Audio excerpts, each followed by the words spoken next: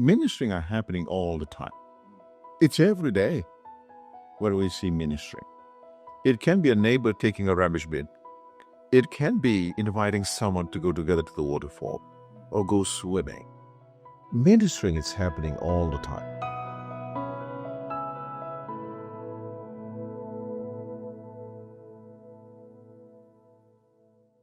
Yeah, well, Wakolo, I'd love your counsel on how to engage youth at YSA in being active in the gospel. Why I ask this is because it's obviously easier for the YSN youth to come to, whether it's a dance or a youth night activity, and rightly so. They're fun activities at the church that we want them to be involved with. What would your counsel be on trying to get the same level of engagement as physical activities to match it with their spiritual activity, if that makes sense?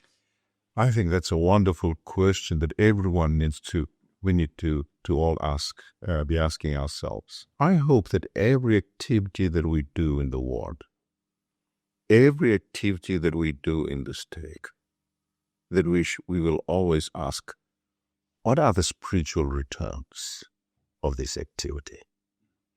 What are the spiritual returns of the activities that we are holding in the world or even in the stake? We are using budget for this and for that. What are the spiritual returns of us? In Luke chapter 2, verse 52, we read about the life of our Savior, Jesus Christ, a balanced life. And sometimes we can tip the scale on more social life, because we want them to feel good, we want them to feel comfortable.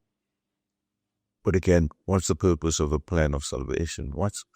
Why was the church restored? Why was the Lord's church restored? I think if we continue to have young men and young women, for so many activities, they kept coming, and then they still haven't had a temple recommend to go to the house of the Lord, because here in Sydney, we have a temple, we have a house of the Lord. And if we have young men and young women who do not have a temple recommend, well, maybe it's about time that the bishopric, let's share among ourselves, let's meet with all these youths. Faith is a principle of action and power. Can we measure faith? We can measure faith. Some will say we cannot measure faith. Well, how do we measure faith? Are they paying tithing? That's how you measure faith.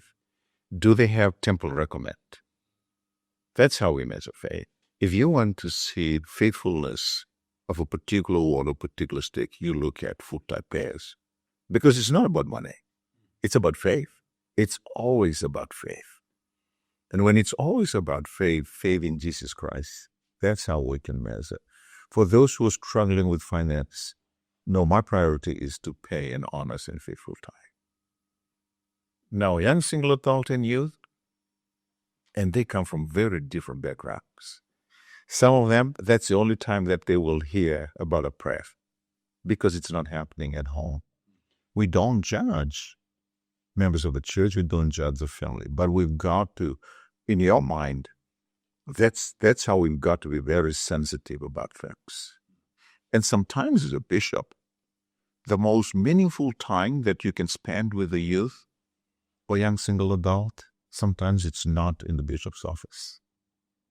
Sometimes it's out there in activities.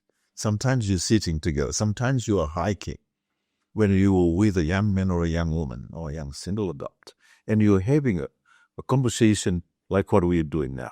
And you tend to learn so much more. And to that young man, to that young woman, that's the most meaningful time.